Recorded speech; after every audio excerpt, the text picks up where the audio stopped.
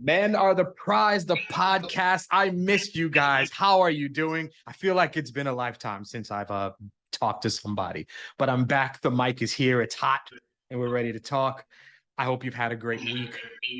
I hope everything you've been looking to do, every journey that you're on, everything that you're trying to achieve, you're working towards it. But even if it's a little bit of a struggle right now, it's okay to do so. It's okay to struggle. This is life. How we handle the struggle is what makes us strong men. And I know you're handling it like a champ. So let's get to it. Another week, another fantastic guest. Cole Rodgers is my guest this week. How are you today, sir? I am phenomenal. Extremely grateful to be with you. Love the intro. You've got me fired up, ready to run through a wall. So I'm gonna That's what I'm talking. Let's go. But before let's we do go. that, you listened or you watch me, you know I love a good bio. So here's a good one. Cole Rodgers is the founder and lead follower of School of Man, an organization that prides itself on helping men win at the highest level in life by bettering themselves through focusing on the things that matter most. He is an author of the riveting book School of Man, A Man's Guide to Living, Loving, and Legacy. When not at School of Man headquarters, you can find him making memories with his wife, Ashley, and two awesome kids, Ava and Landon. I like that quick and to the point. Um, with anybody who comes on, I send them a form because I like to get an idea of who I'm talking to, get a little information. And there's one line in here that I put because I want to get an idea. And the question is just to be transparent, one sentence that describes you so that I know who I'm talking to, what we're talking about. And what you put, it's technically two sentences, but I love it. So I'm going to bring it up and I'm going to ask you to kind of talk about that. So your one sentence, which became two, but two worthy sentences, is vulnerability is a superpower. Once unlocked, you become a legend in the making. I love that because vulnerability is such an important word in what I do in helping men. So elaborate on that just to kind of get us started. Tell me about why vulnerability is so important. Well, it goes back to knowing thyself. And that's really the first step. And that's where a lot of men in today's world have lost touch with who their sovereign self is. And it goes back to a quote from Norman Cousins that I love and live by. And I have it here. The tragedy of life is not death, but what we let die inside of us while we live. And the vulnerability aspect of things is another art form of true freedom. Now, there's a difference between liberty and there's a difference between freedom. You have the liberty to go do whatever it is that you want to do. You can pick up your iPhone and get lost in Instagram or fantasy football, whatever it is that you want to find on that little casino in your hand, you can do that. But it also is going to create distractions in your life and or pull you away from the virtuoso that resides inside of you, the world-class man that resides inside of you.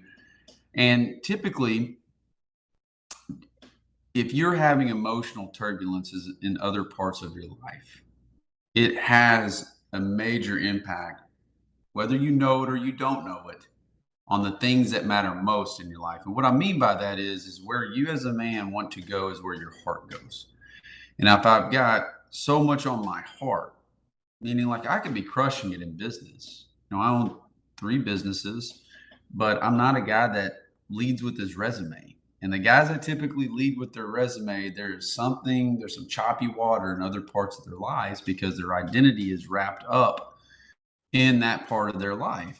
And they could be an absent dad. They could be disconnected from their queen and their wife. But they don't feel like they can share or they have anybody that would be willing to listen because typically their network, which determines your net worth, and I don't mean just your balance sheet, I'm talking about your self-worth, is directly tied to who you have in your life. And there's nothing more freeing to be able to say, you know what? this is what I have going on. Let's go to the deep water of our emotions and actually talk through this.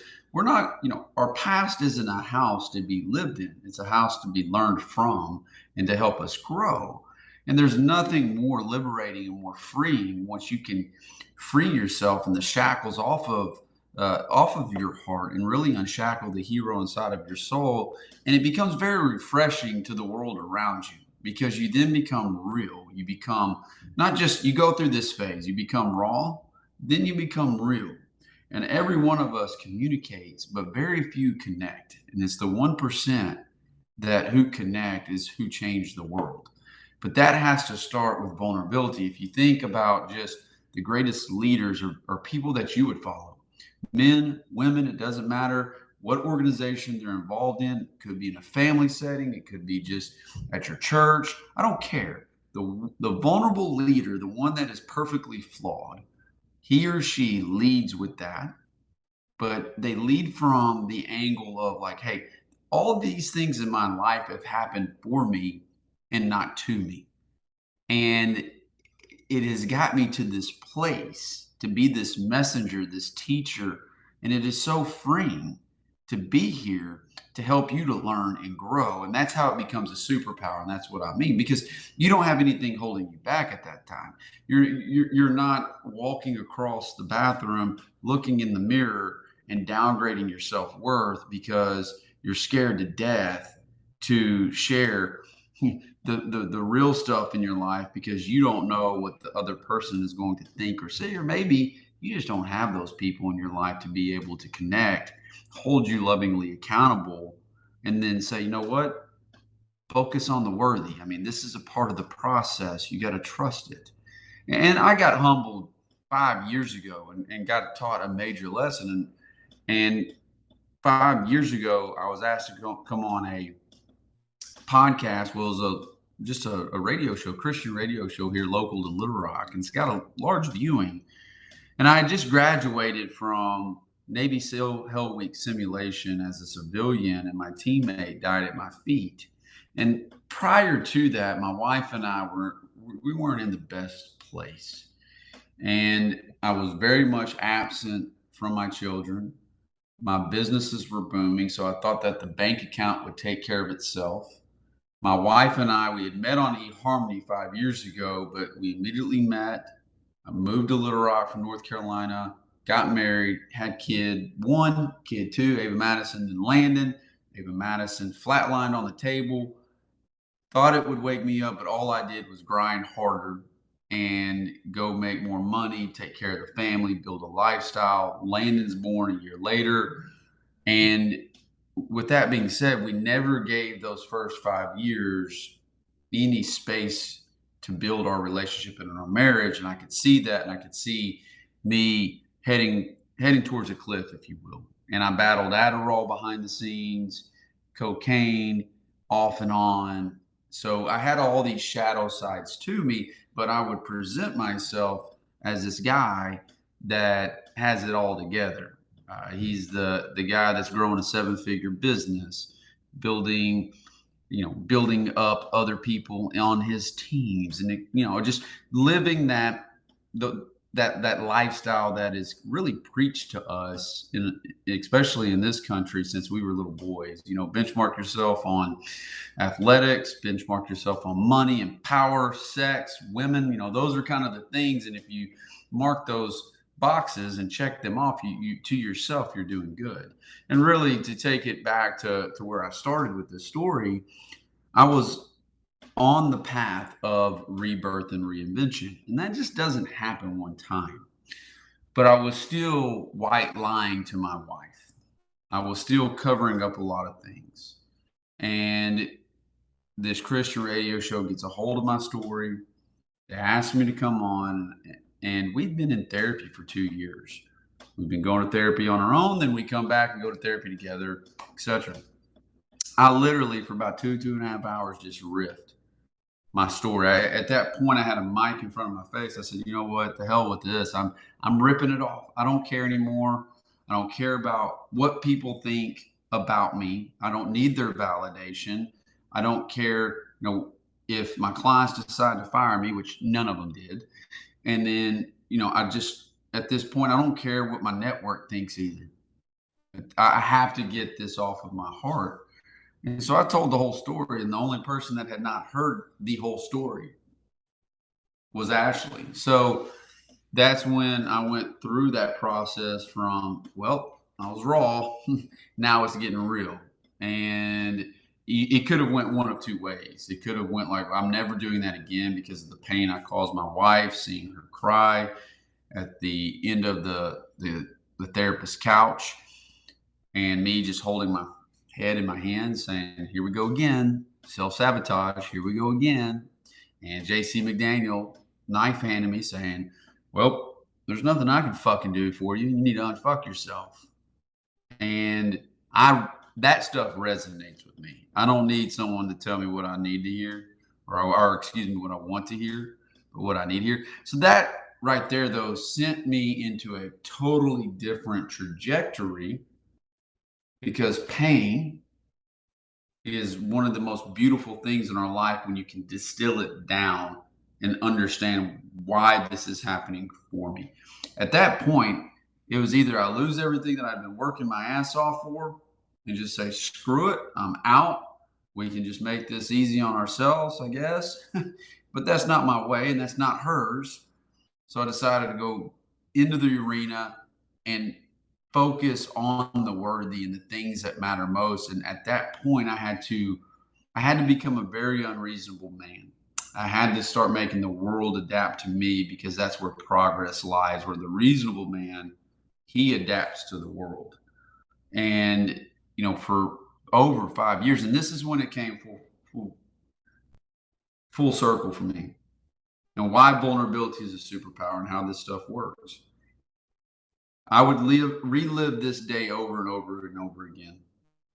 When I laid in the bed with Ava Madison about a few months ago, she held my hand at the age of 10.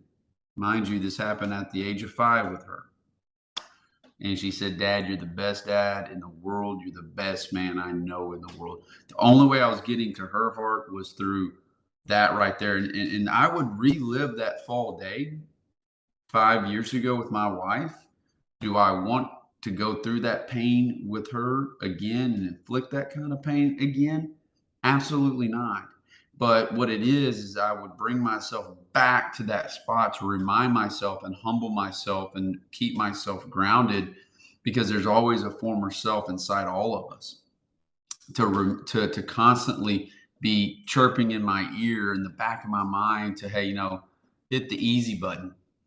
You've done the work. You've reached the mountaintop. I mean, we really fool ourselves into all that. Just, I mean, shoot, we want our life to be like Amazon Prime. We want boxes to be delivered to the doorstep the next day. And that box represents results, and shit just doesn't work that way. And that's just how I look at things. And the lens is that I will walk into a room now and I will leave you better than I found you. And it always starts with vulnerability. It always starts with me being so secure in who I am, because I know myself. I know my talents. I look at things from a lens of perspective. I know that the most painful times in my life are beautiful and were created for me to be able to teach and help others grow and have an impact on them, which is going to have a direct correlation on their family.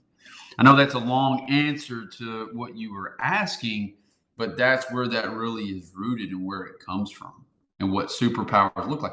Shit, you don't just wake up and get a superpower. You got to earn it.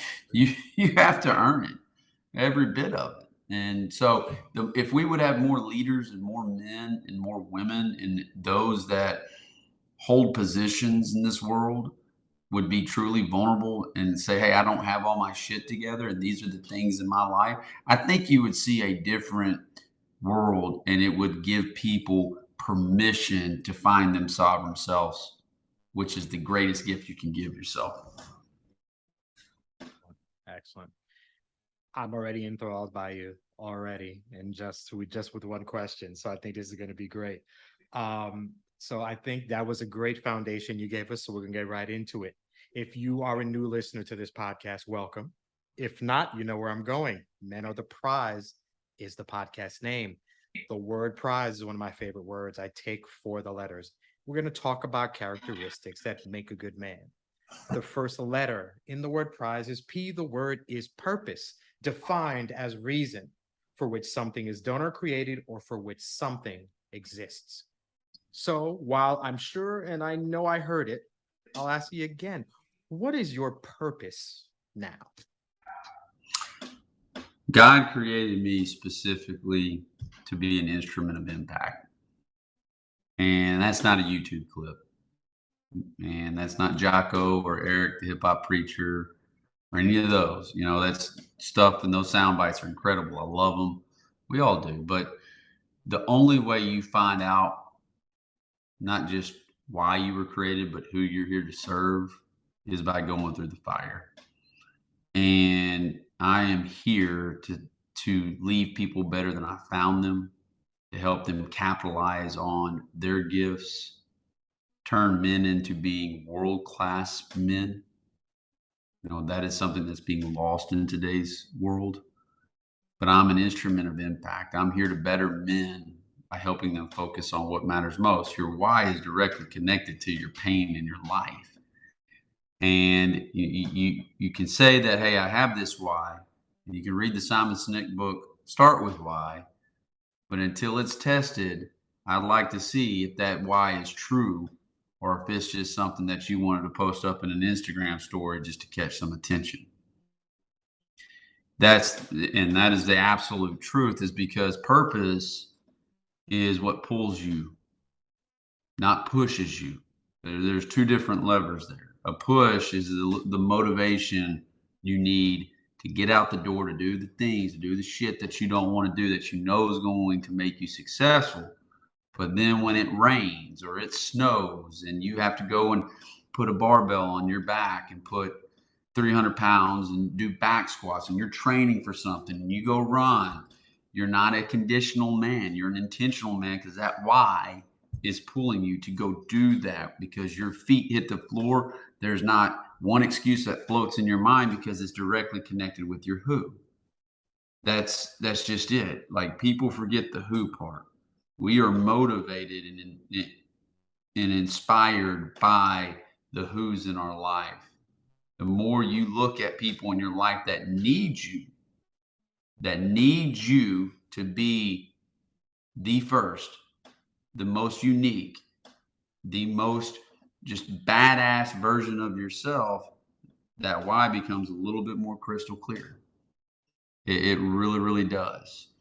And when life's no brief candle for me, but once I leave this earth, and if I get a ticket up to the big sky and I get to meet my future self, we're gonna shake hands and he's gonna say, you max this damn thing out. You max this damn thing out. And that's it. I mean, if you would see me at School Man headquarters as well as coaching, it's not the Cole show. I'm a culture builder. I'm a minister of impact, whatever label I want to put on myself or others. But it's about the love, and it's about men helping men and their families, because where a man goes, his family goes.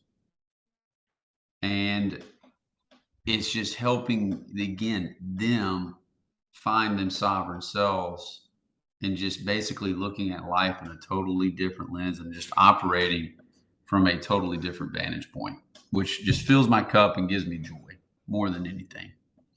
Excellent. Do you remember, or is there a specific moment where you discovered what your purpose was? Is there a transcendent moment where this is exactly what I am, what I should Yeah, be doing? that's a great question. I've always, since I was a kid, loved to see others succeed more than me. I love helping someone do something that they thought was impossible.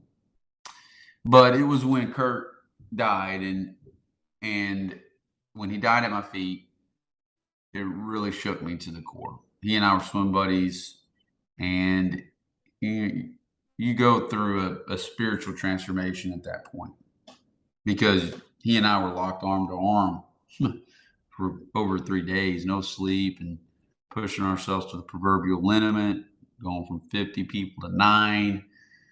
Uh, but I didn't realize how alone I was. Men are lonelier more than we've ever been, just for a variety of reasons. But I was really alone. I didn't have any deep relationships. I had the business relationships. I had the office relationships, but I didn't really have a deep relationship. So when Kirk died, and I went on the radio show because I had no excuse at that point. I was like, here's a man that died living, which people that the common crowd will never understand that, and I'm never going to try to explain it to that crowd on the why and why guys like me go through that and why Kirk went through. I mean, he literally his heart gave out. Like I've never witnessed anything like it, and I hope I never witness anything like it again. But that radio show, and then when this is what happens. There's always a former you that's going to arrive on your doorstep, and you better be ready when they knock on your door to serve. And when I got off the radio show, we went through the process with Ashley. I had a CrossFit gym that I was coaching executives out of, fitness based purpose training. And a guy showed up. He says, "Hey, man, I could really use you in my life." And I just basically said, "Hey, I could use you in my life." And we, at that point, planted the seed for School of Man, which now has over 15,000 people involved. So it wasn't a business plan. It wasn't even called School of Man. It was something that I looked at my life and looked at Adam Pratt, and I said, "Man, I've got unique ways of training through meditation, journaling, self-talk, um, from the physical aspect that links all the way to the spiritual." I said, "But we're going to get raw. We're going to get real because I have to. If I don't correct my shit, if I'm not loyal to thyself right now, everything else over here goes by the wayside." And it just became a grassroots movement. And you can't ignore stuff like that. A lot of people ignore that. They don't want the pressure, or they don't want to entertain actually having to lean into their purpose and why God created them. They think it's just kind of a brief moment in time, when in fact I looked at it as like, holy cow, I've now got 9 other men that are wanting to get involved because they see what we're doing, how we're training, and I can't ignore this. I just can't. And lo and behold, guess what? Men came into my life and their families, better husbands, better fathers, better leaders, but I brought strengths to the table too that they did not have. But because of who they are, and who they still are in my life, by the way, they're still involved in School of Man, naturally we became the tide that started lifting the ship.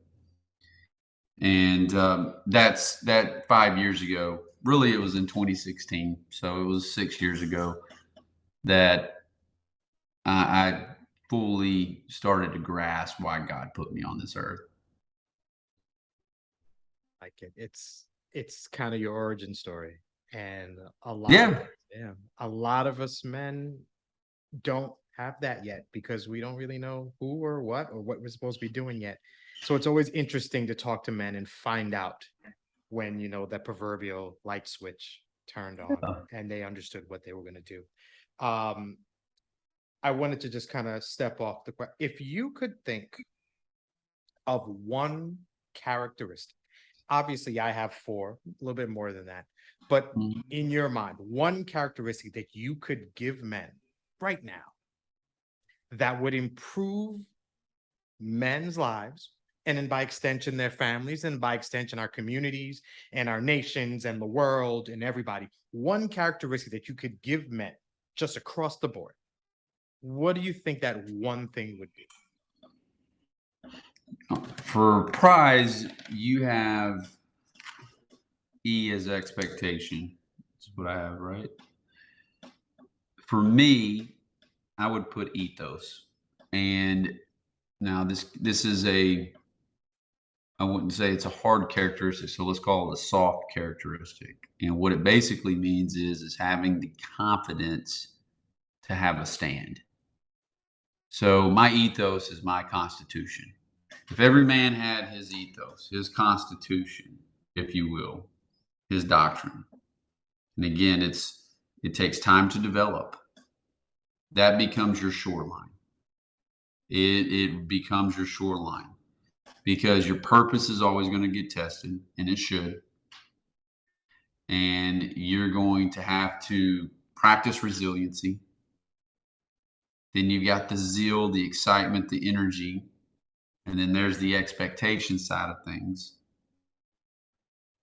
If you have that ethos, no matter what environment that you're put in, you're going to thrive and succeed.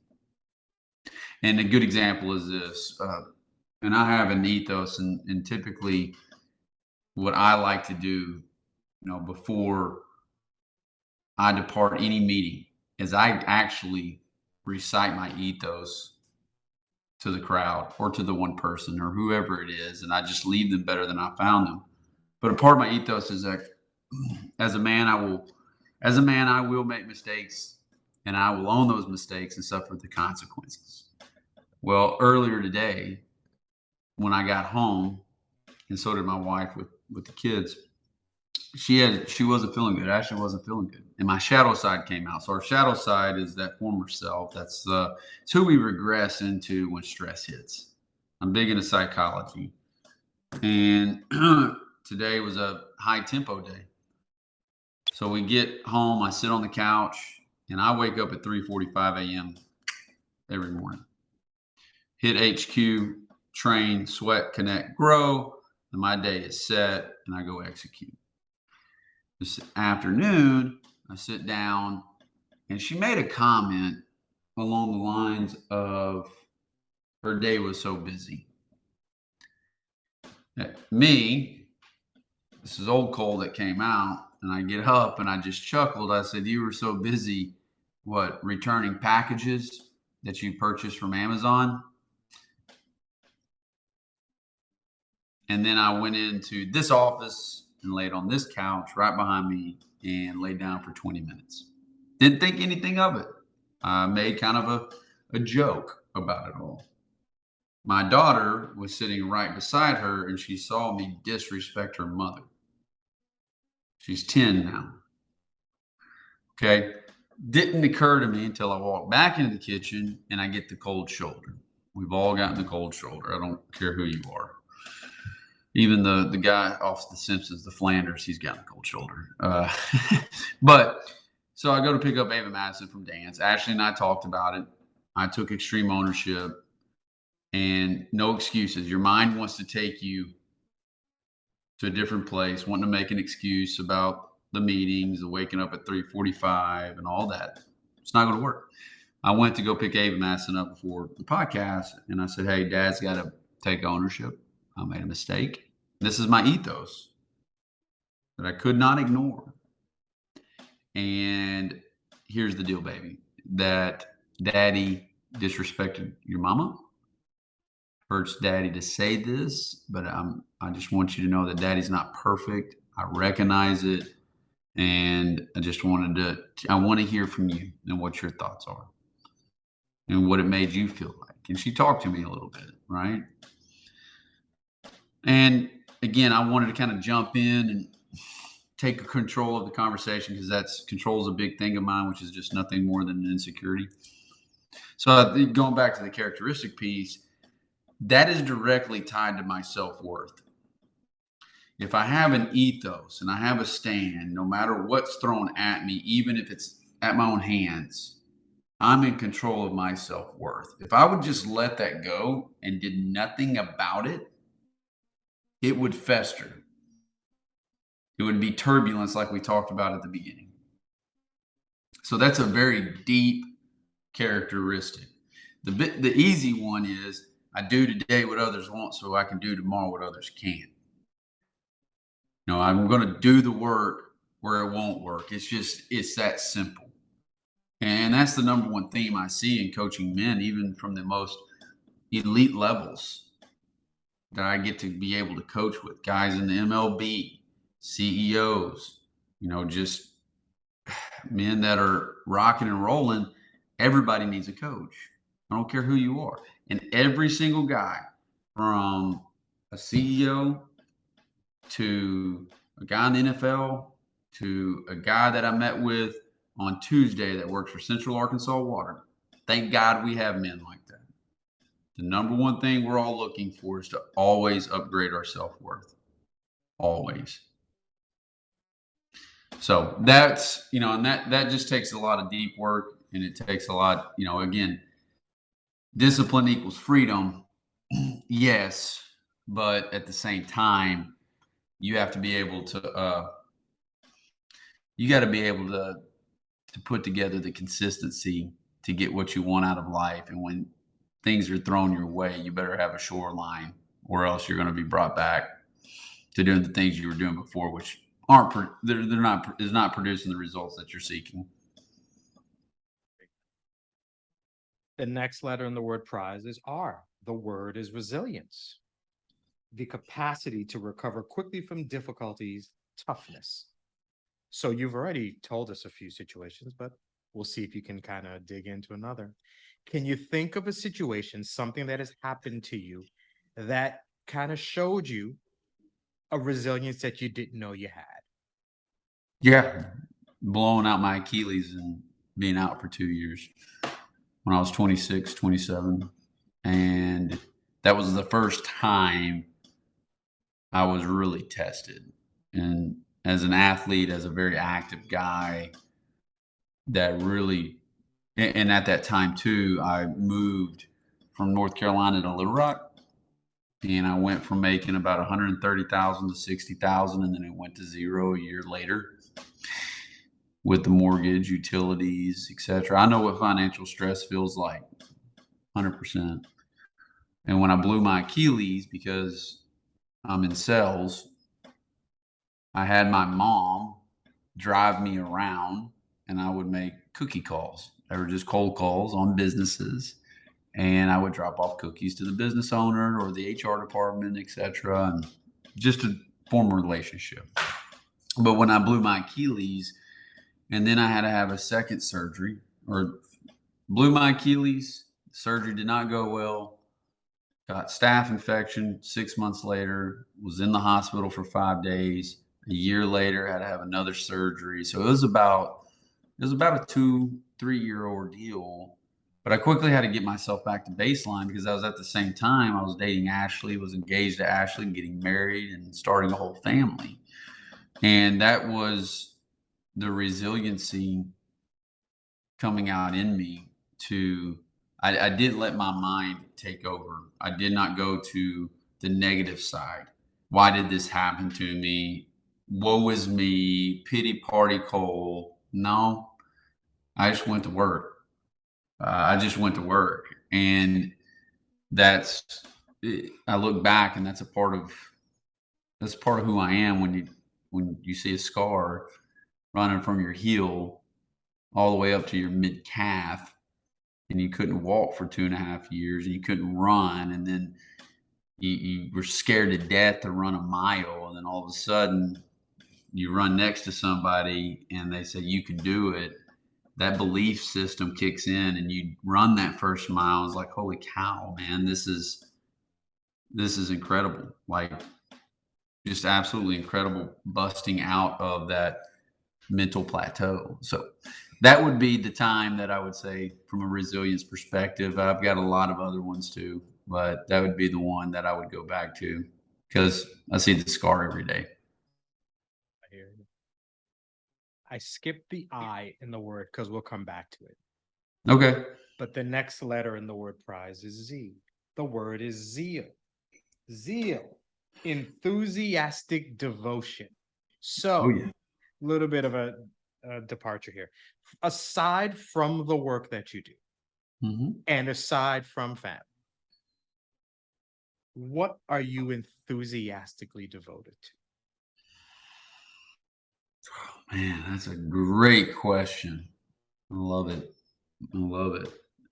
I am enthusiastic. about living and not existing.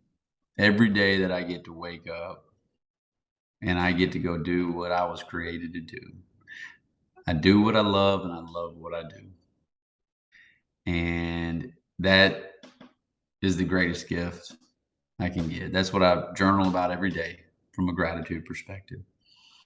I get really enthusiastic about making memories and experiences, of course, with Ashley and the kids, because there was a time that I didn't. I always bring myself back to that. And I gave you a brief story on how I, regressed to former Cole just even this evening. But that would be it for me. I've jumped out of airplanes. I've done a lot of, crazy stuff and fun stuff, but just life. And I know that sounds kind of corny and cliche, but I was watching an interview with Deion Sanders this past weekend, old prime time, and what he's doing at Jackson State's incredible. And just his enthusiasm and around the college and around just wanting to help the HBCUs and his enthusiasm is so infectious because it's not what he is, it's who he is. And that's no different than me in the world that I'm operating in too. And that's what I get really, really excited about. I mean, he does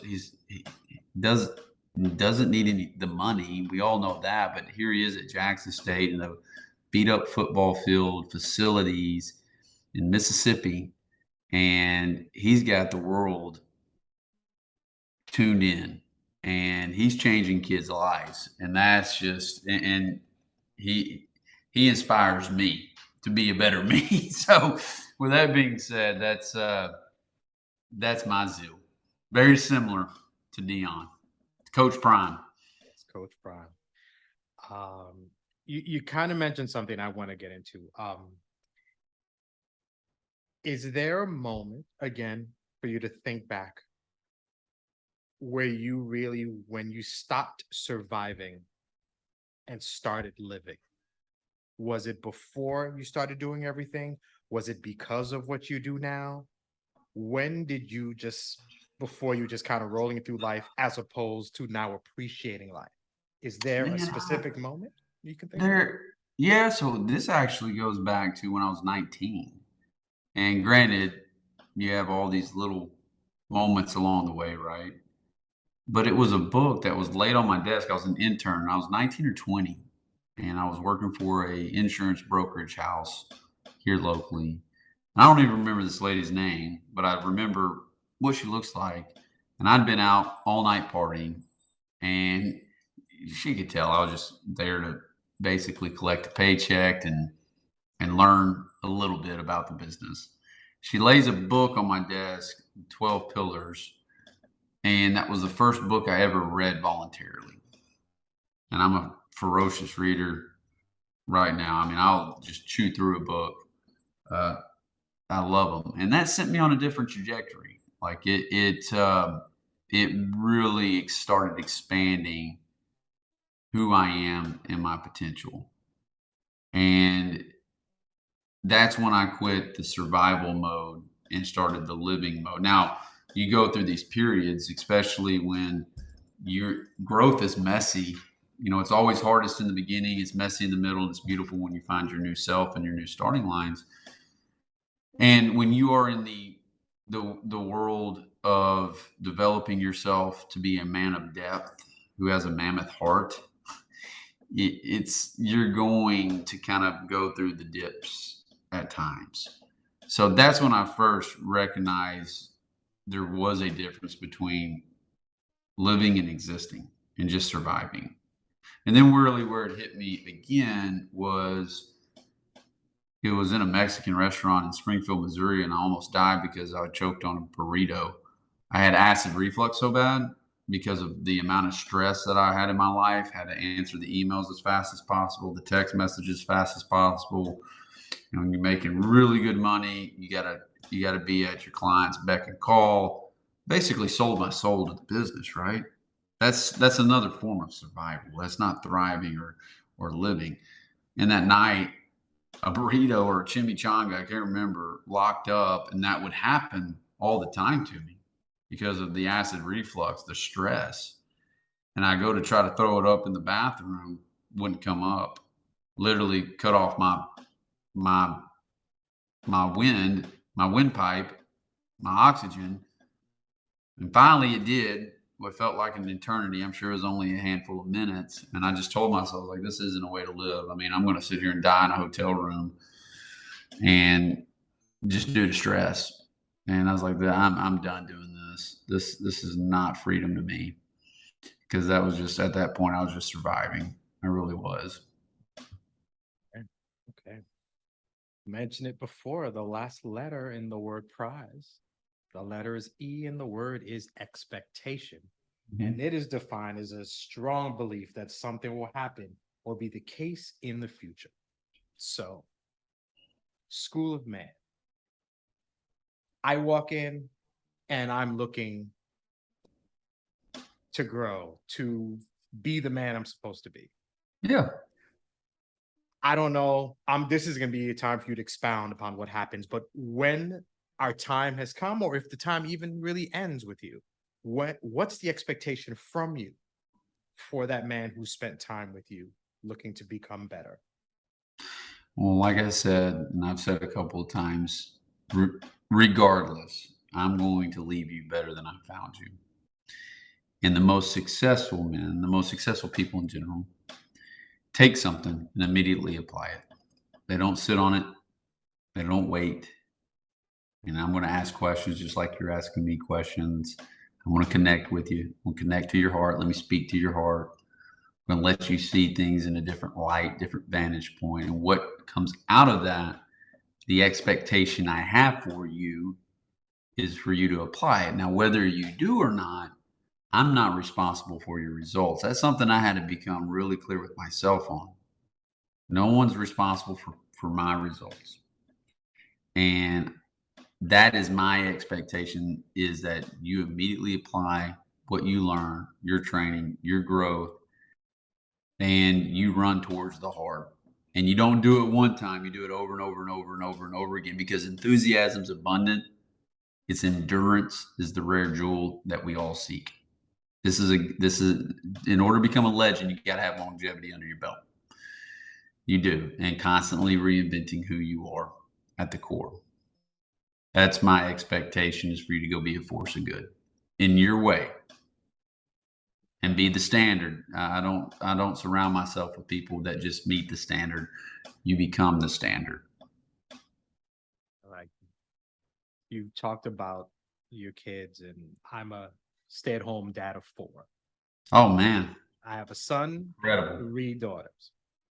And I love talking to parents. Obviously, I speak to dads a lot. I love talking to Yeah. dads because I'm always interested in the answer to this question, and specifically when you have a daughter. What do you want? Or you know what, forget it. If I were able to talk to your daughter right now and ask her,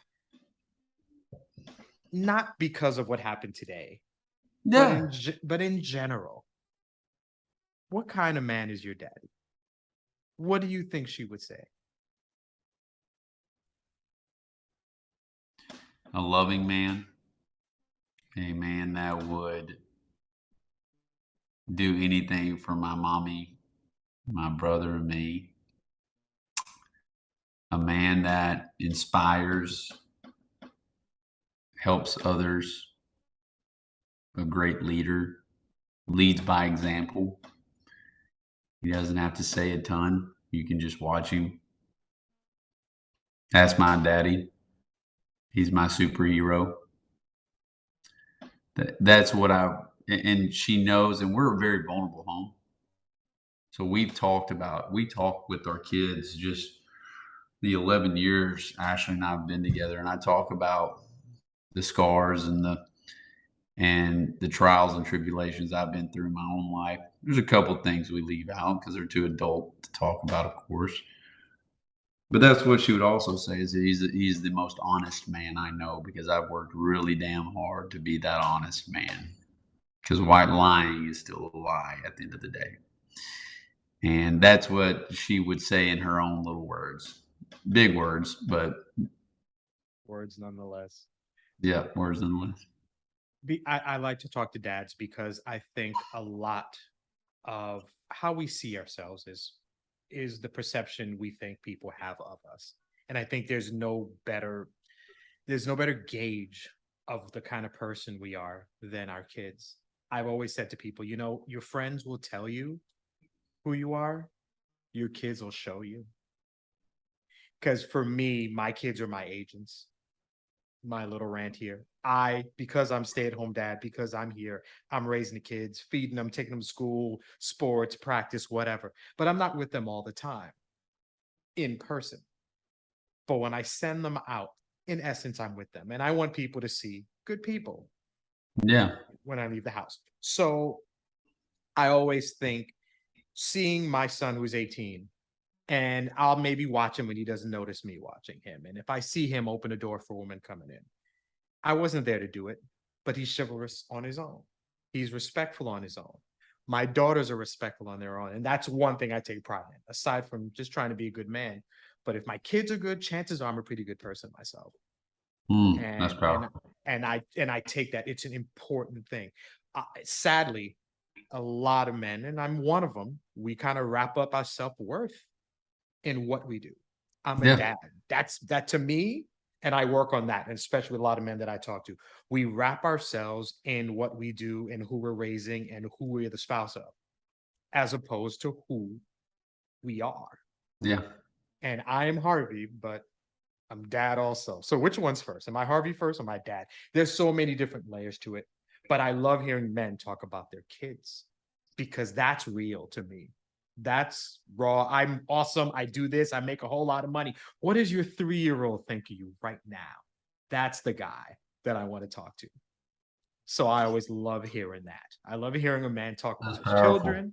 It is our kids, they're their mirrors, they're who we send out, but they're the truth. The kids don't care.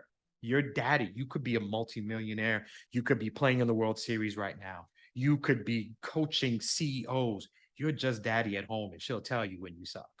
Oh yeah, And 100%. She and told me that's when I sucked today. Yeah. Oh yeah. and that's it. And every once in a while, and it's a pull that you can't get mad at, and you take it seriously because she has no reason.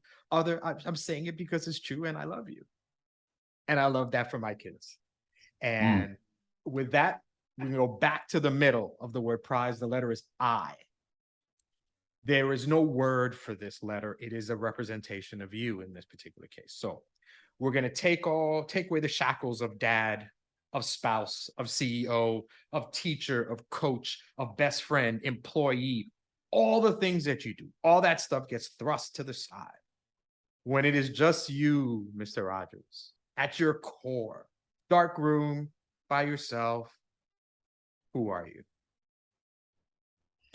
So I didn't know what the I was, so I wrote something in when I was Hi. taking notes. Okay. So yeah, and it was impact is what I wrote, but I want to change it to industrialist.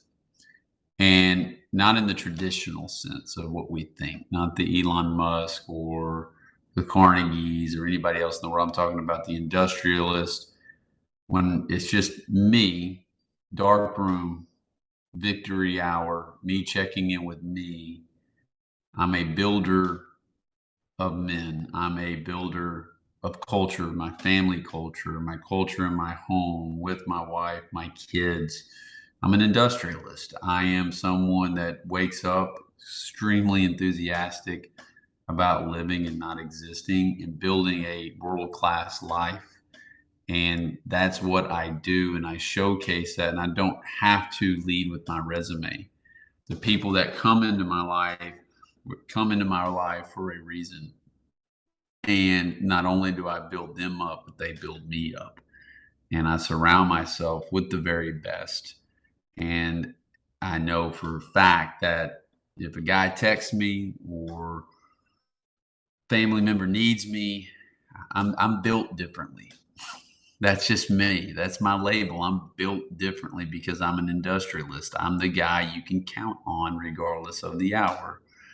And so I've changed it from impact to industrialist because through being an industrialist, I'm always reverse engineering from leaving the world better than I found it. That is excellent. So thank you for answering the questions within the prize mantra. It's kind of how we keep the I like conversation it. going. Okay, I'm glad.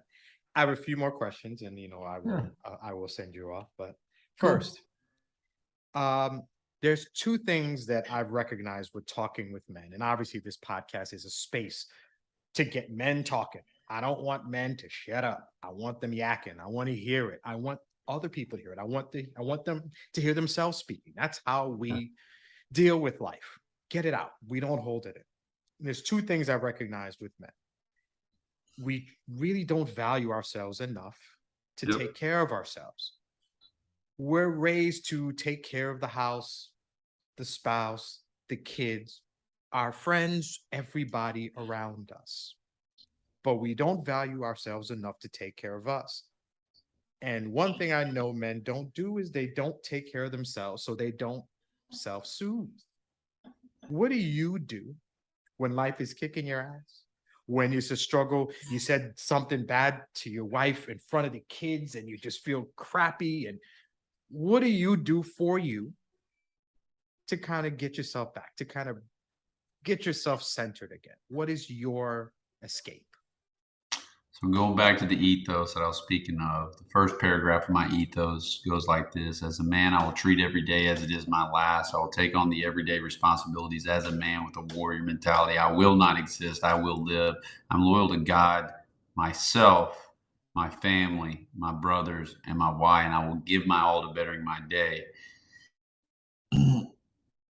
That loyalty to thyself is so paramount because if I'm not good for me, how the hell am I supposed to be good for anybody else? It's just, let's just call it what it is, right? Like we're all like the iPhone or the Droid, whatever you have. I mean, you only have so much energy. I mean, the energy industry, when I talk about energy drinks, is $166 billion industry. So energy is our greatest asset, not time. Time is something that we created. We all live on borrowed time, but energy is how you and I work off of. That's how we make this podcast. It's the spirit of what we do, right? And if our energy is depleted, and so will be our value over time. So what I do, I'm big into health. So there's 5 interior empires that we all have: health set, mindset, heart set, wealth set, soul set. And you typically men trade their health for wealth early on, and then they have to trade their wealth for health later on. Define wealth however you want to define it. I'm not going to get into that. Excuse me. And wealth can mean self worth at the end of the day. So for me, my health is my number one priority. And I have I created what's called a battle our battle guide. We use it in Psalm. It's what I was writing in before this. And you got to put the shotgun down and pick up the rifle is what I like to say a lot because we are living in such a world of distraction and cyber zombie and just constantly addicted to unhealthy levels of dopamine.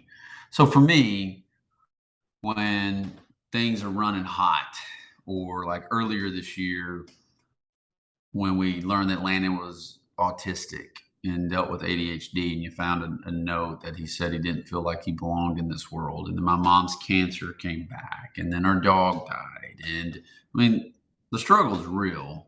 And then my father in law was in the hospital for 67 days. And, so you have all these kind of stressors going on, let alone you got to run the house or you got to run the business and you got the practices and all that stuff. And we're fortunate enough to have all that going on in our lives. For me, it always gets back to sweat. I always move my body, even if it's for 20 minutes to dump the cortisol, the fear hormone out of me.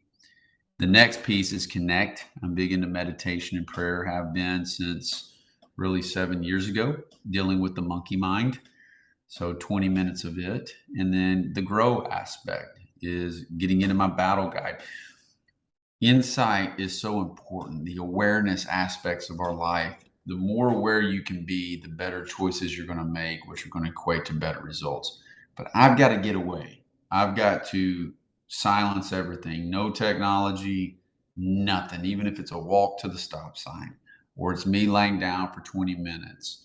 I can feel like tensions are high in the house, I got to walk away. I recognize that at that point, but I run a sweat, connect, grow formula.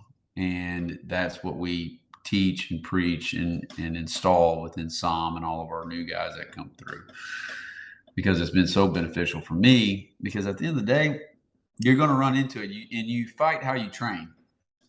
So you really do. You fight how you train at the end of the day. And that's what works for me. And another thing that I recognized and kind of learned through a lot of the podcasts and the men that I coach and talk to is that there's this kind of perception that men don't want to talk. And I don't think that's entirely the case. I think we don't really have the access. And what I mean is, I do want to talk about what's going on. I just don't have somebody to talk Hmm. to about it.